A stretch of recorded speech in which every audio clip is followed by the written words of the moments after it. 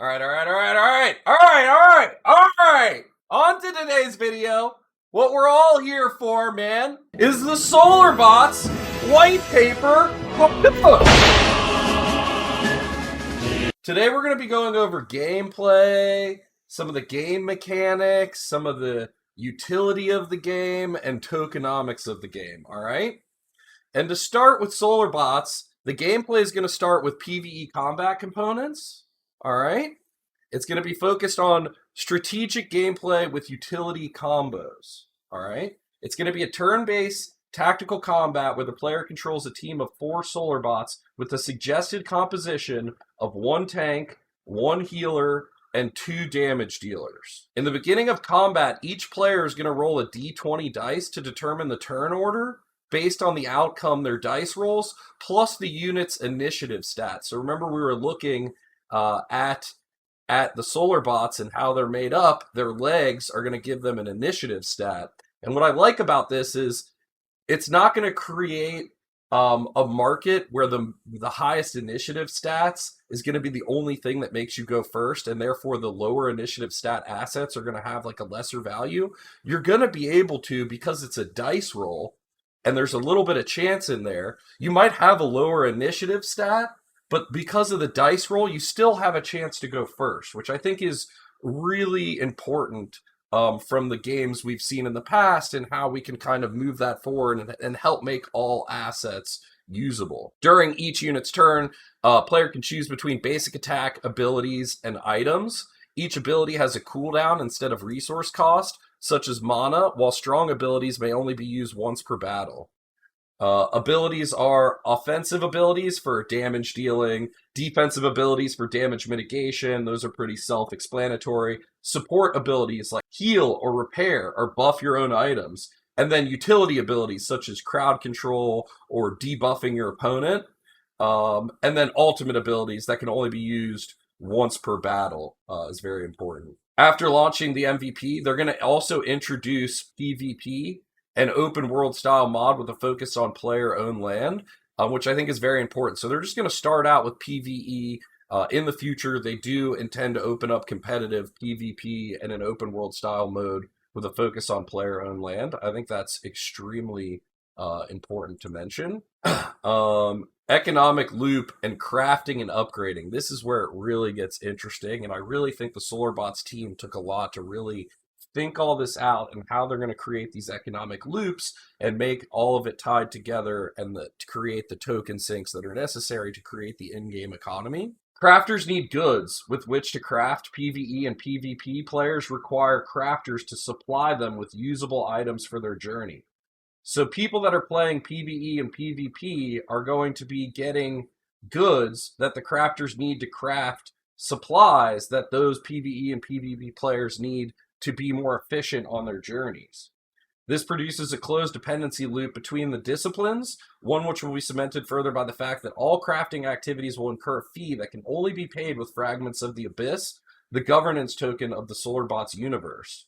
The jobs of crafting are going to start out as NPCs at first, but then they're going to move it towards real players, characters taking on the jobs and roles of going out and, mining whatever base, token they need, whether it be wood or stone, and then also doing the actual crafting or running a marketplace. Right now, marketplaces will probably start out run by NPCs, but in the future, they plan to allow people who want to run a market and that be their job to be able to run a marketplace, which I think is really interesting and adds to the jobs and career paths and like fun, entertaining paths that one can take in the metaverse. The Solarbot Engineer, this is very interesting, allows users to craft new Solarbot bases as well as individual part souls. Changing part souls offers the equivalent ability to stat custom ability as body parts, but it's used only for MK0 and MK1 Solarbots.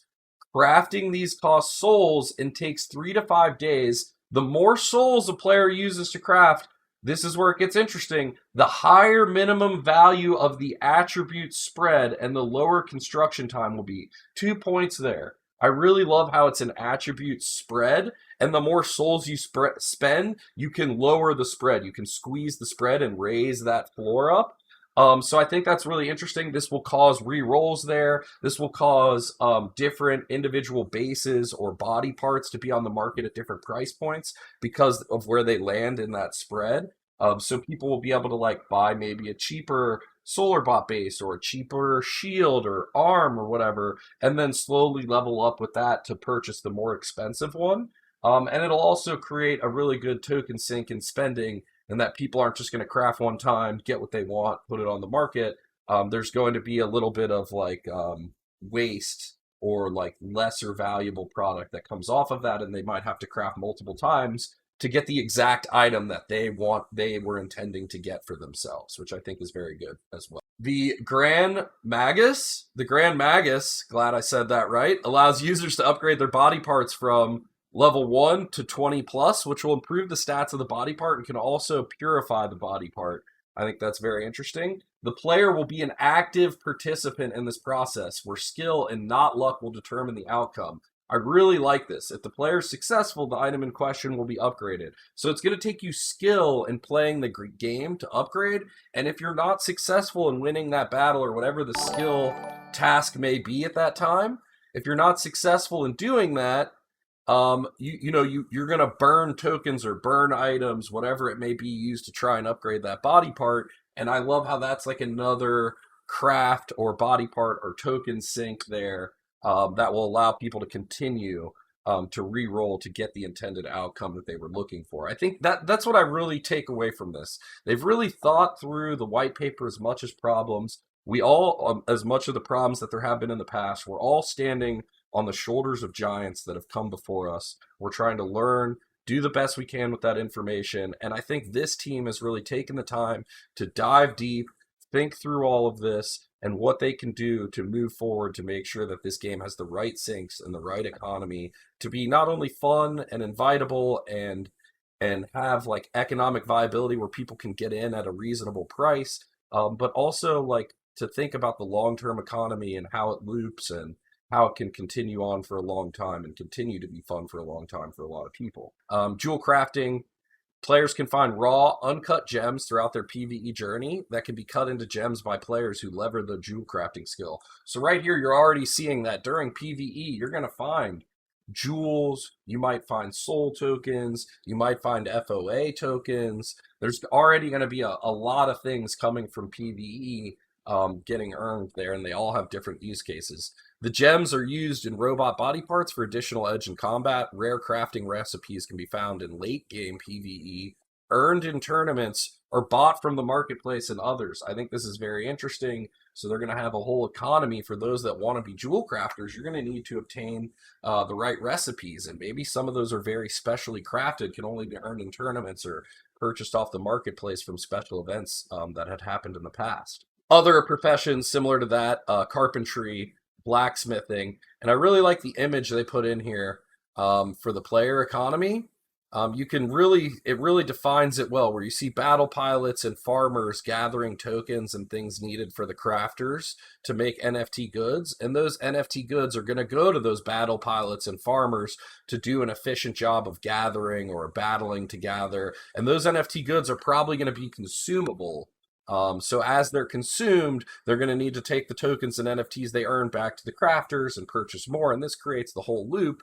And then besides that, they're going to have token sinks outside of the game, like the entertainment we spoke about. Maybe it be a comic book or a Solarbots movie or a live event you can go to, or merchandise you can purchase from the Treasury, whatever that may be, to pull tokens out of the game and provide that real world connection as well. And then staking governance as well, providing tokens back and forth that way, and people that want to participate in the governance of the game. I think all of this is really well thought out.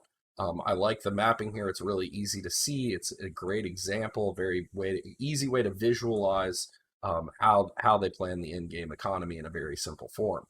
Soul tokens. This is the base game token.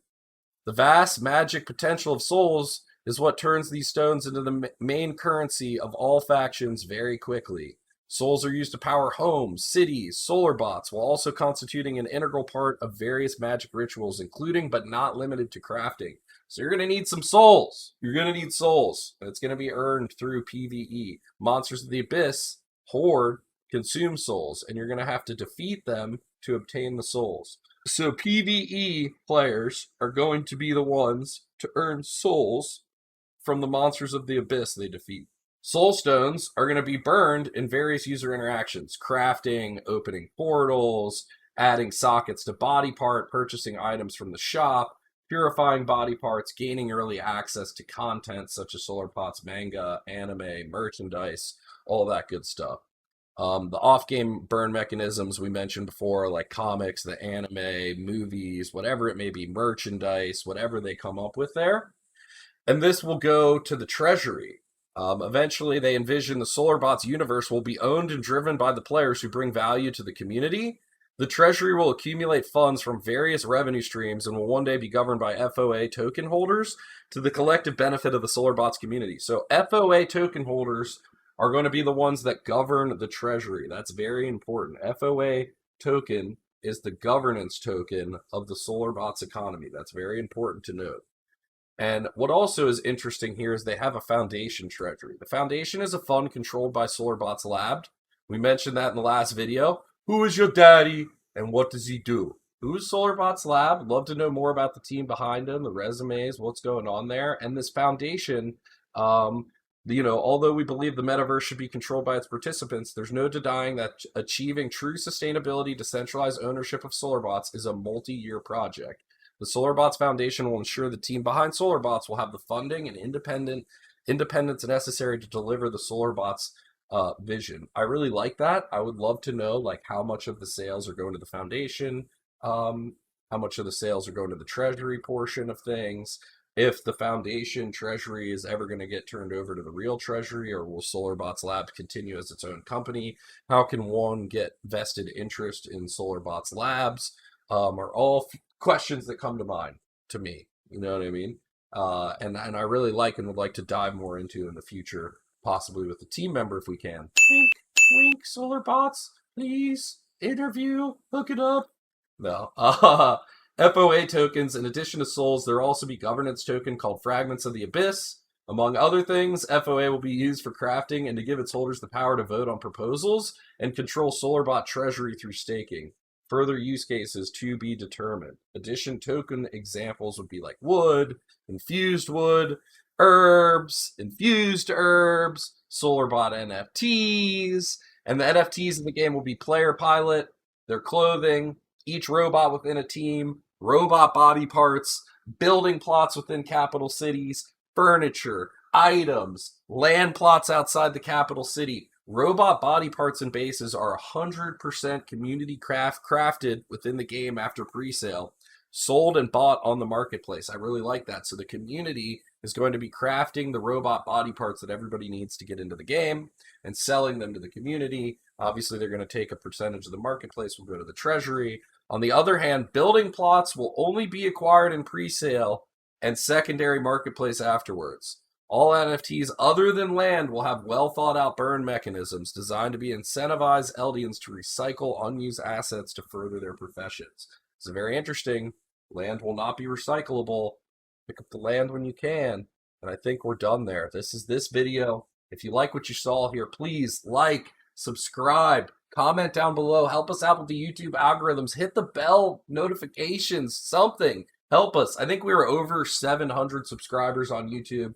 We need to get to 1,000 subscribers before we can monetize. It's free for you. It's going to help us put up a tiny, tiny, tiny ad before the video. Please click the button.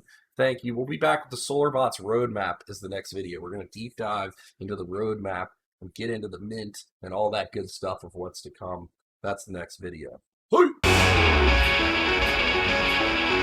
that a good one? Shot it? That was pretty good. Look at that. I'm a fucking one-take magician out here. Light the joint. Light the joint.